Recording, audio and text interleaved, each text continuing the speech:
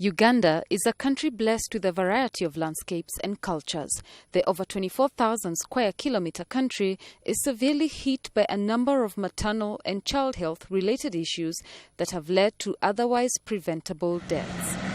On citing the gravity of concerns pertaining to maternal and child health, non-government organizations like World Vision requested the Interparliamentary Union, IPU, that's holding its 126th Assembly in Uganda to include the issues brought forward in its agenda. As members of parliament, we made an undertaking that the 9th parliament must make a commitment and a difference in the improvement of maternal health. The IPU is the global forum for parliaments. The IPU has established a project on maternal and child health because, as we all know, it is the Millennium Development Goals on maternal health and child health which are really lagging behind.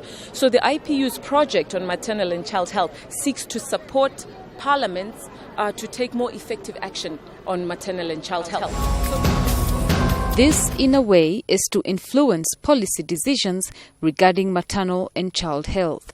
In the semi-desert area of northeastern Uganda, we find the Karamojong. The mothers of this area, Kotido to be precise, have their own stories to tell. Stories of suffering and hardship as they struggle to access the meager health facilities.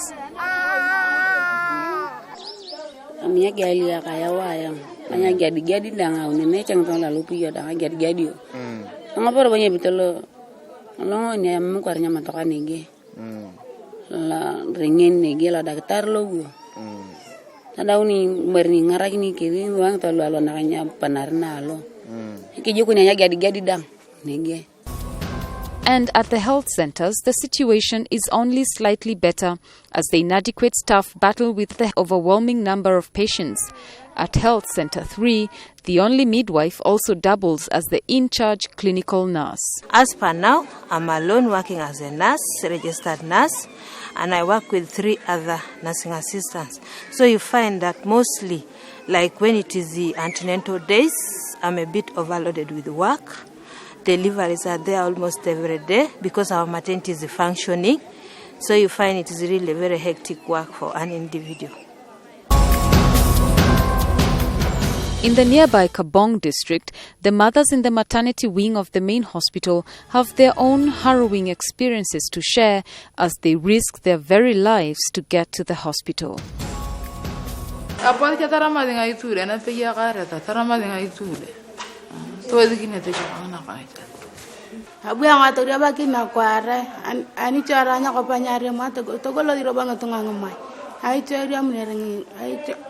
Anikola ponia gawa ke yang wanye kiri atori biana da yang nya tara winya nya mata kala ini winya ke wa ke na mani kwang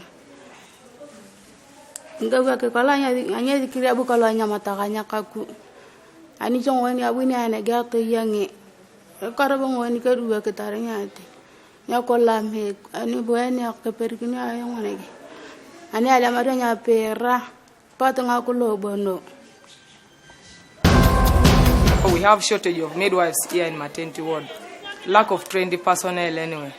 And in most cases, as we see this maternity ward, it's most of the time is being concentrated by the nursing assistants. And presently, as we talk, we are only 2 nursing officers, which can't really manage the ward so effectively.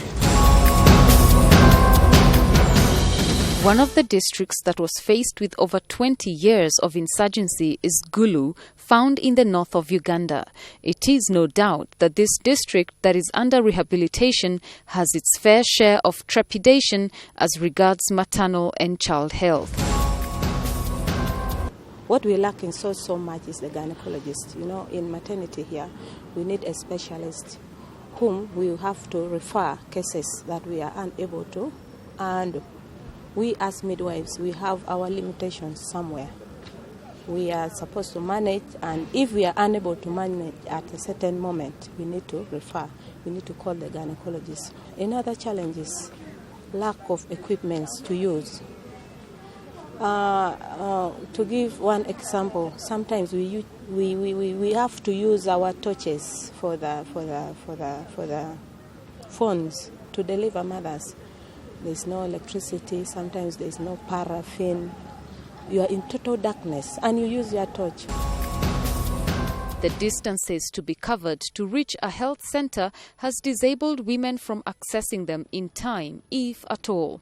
The nearest health center, 3, in Koro sub-county, is about 5 kilometers away, while the next is a whopping 25 kilometers away.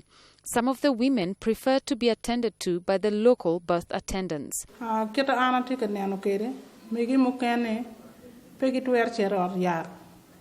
Kay chere wachi gini pingo pe chere nywale oryar en wachi nywal tura nyo oryar bo transport be no pe me nywal gang.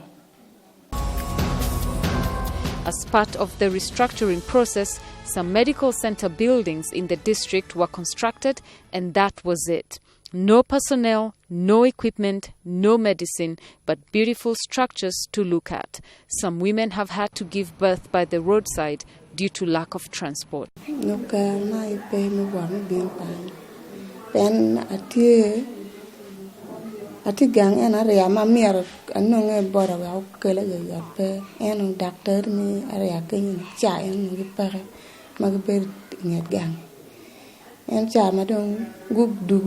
Dong ka ke chwa lo I gian do cha bi no kwan par ta dong me na kwan bora dong ngu ke la ayat ka inde re anu ale gang wan ma chal luak me ka berin wo ber ki yom chuny mada pikin ma chal waneno ni gi kelo el center dong ti choke dwa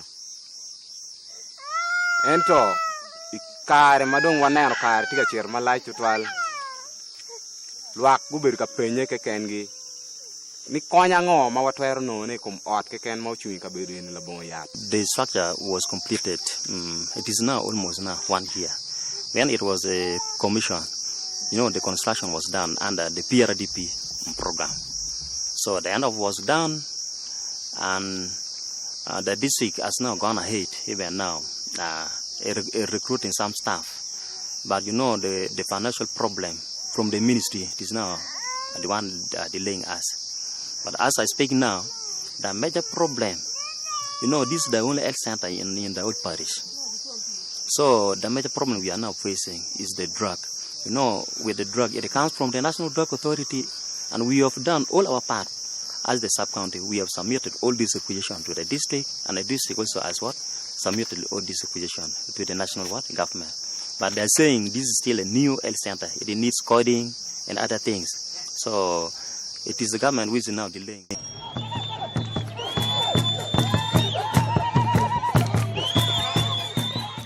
Rukunjiri district in the green hilly west of the country gives you an immediate sense of relief from the dry Karamoja region.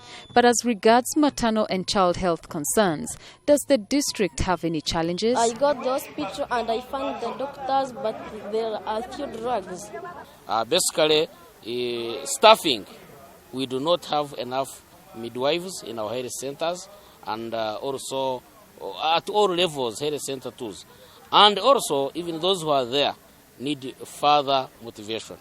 The salaries and accommodation at health centers, all this must improve if we are to continue improving our services. In some areas where the infrastructure is in place to address the issues of maternal and childcare, there are more challenges of personnel to overcome. In this hospital, the equipment is in place but neatly stacked away because nobody has the knowledge to install or use it. Inadequate food production adversely affects the health of the people in many parts of the country. Providing sufficient food for the children is a major problem because of drought and uncultivable land. The local people have to rely on child support foods from non-government organizations.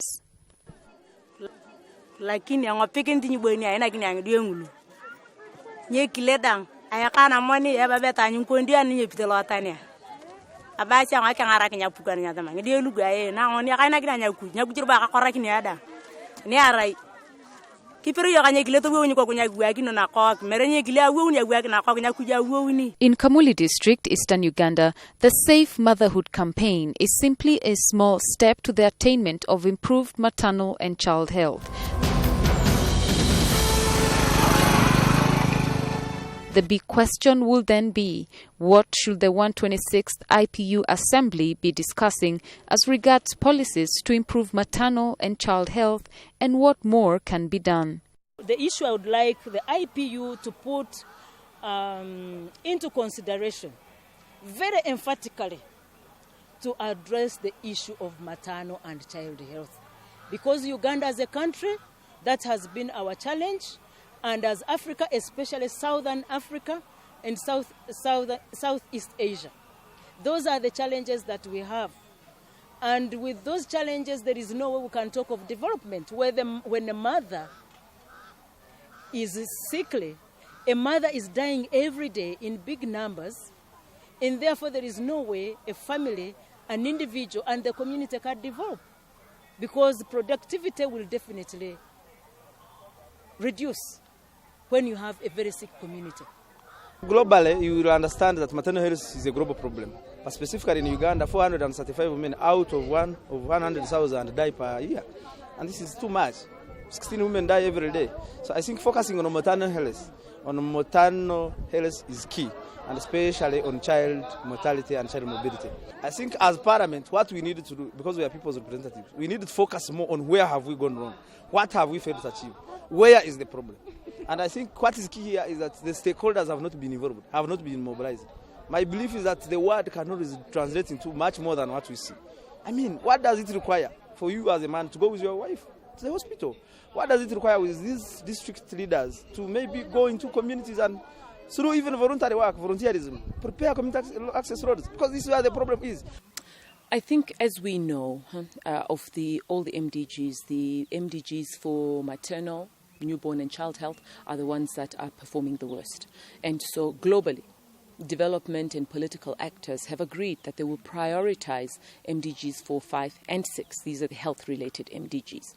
Now, I think World Vision works very, very closely with communities, but we've also recognized that in addition to working closely with communities, we need to strengthen, support, and collaborate with the work of parliamentarians. Parliamentarians are the mandated representatives of people.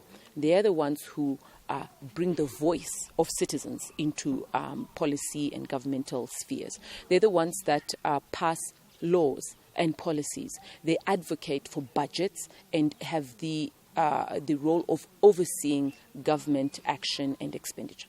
For that reason, if we are to make progress with maternal and child health outcomes, we need to make sure that parliaments and parliamentarians are focusing on these very issues. And so that is the crux of the collaboration between World Vision and the Interparliamentary Union. Giant strides need to be taken to come to terms with the current situation of maternal and childcare health. Parliament has to pull its weight on the issue.